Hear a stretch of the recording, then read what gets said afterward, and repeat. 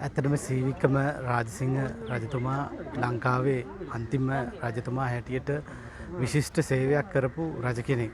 ඇත්තටම ඉතිහාසය තුළ එතුමාට ලැබිය යුතු ස්ථානය හිමි වෙලා නැහැ අද වෙනතුරුත්. ඒකට හේතු වෙලා තියෙන්නේ එතුමා පිළිබඳ නියම අවබෝධය ජනතාව තුළ නැති එකයි. ඒට ප්‍රධාන හේතුව වෙලා තියෙන්නේ වර්තමානයේ දක්වාම ඉතිහාසඥයන් සහ සමාජ විද්‍යාඥයන් කීප දෙනෙක් කැරුණු විට එතුමා පිළිබඳව නියම පර්යේෂණයට ලක් කළ නැහැ බොහෝ දෙනෙක්. ඒ නිසා බ්‍රිතාන්‍යයන් විසින් සමාජගත කරලා තිබුණු වැරදි ආකල්පය තාමත්ම අපේ සමාජය තුළ තියෙනවා. ඒ නිසා ශ්‍රී වික්‍රම රාජසිංහ රජතුමාට ලැබිය යුතු වටිනාකම අද වෙනතුරුත් ලැබිලා නැහැ. ඇත්තටම බ්‍රිතාන්‍යයන්ගෙන් 1798 සිට 815 දක්වාම උඩරට රාජධානිය ආරක්ෂා කරගෙන වසර 17ක් බ්‍රිතාන්‍යයන්ගෙන් වළක්වා ගත්තේ උඩරට රාජධානිය ආරක්ෂා කරගත්තේ ශ්‍රී වික්‍රම රාජසිංහ රජතුමා. ඒ වගේම තමයි හිරුනොබසින අධිරාජ්‍ය වන බ්‍රිතාන්‍යයන් 1803 දී උඩරට ආක්‍රමණයේදී සමූල ඝාතනයට පත් වුණා.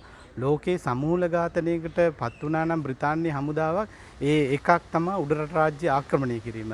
එහි සියල්ල සංවිධානය කළේ ශ්‍රී වික්‍රම රාජසිංහ රජතුමා. එහි ගෞරවය එතුමාට හිමිය යුතුයි. ඒ වගේම තමයි ඇහැලේපොළ කුමාරිහාමිය ඇතුළු ඝාතනය එතුමා විසින් සිදු කරන ලද බවට අප අතර ජනප්‍රවාදවල මෙන්ම විශ්වාසයන් තදින් තියෙනවා.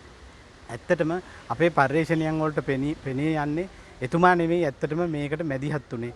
මේකට මැදිහත් උනේ වෙනත් අය.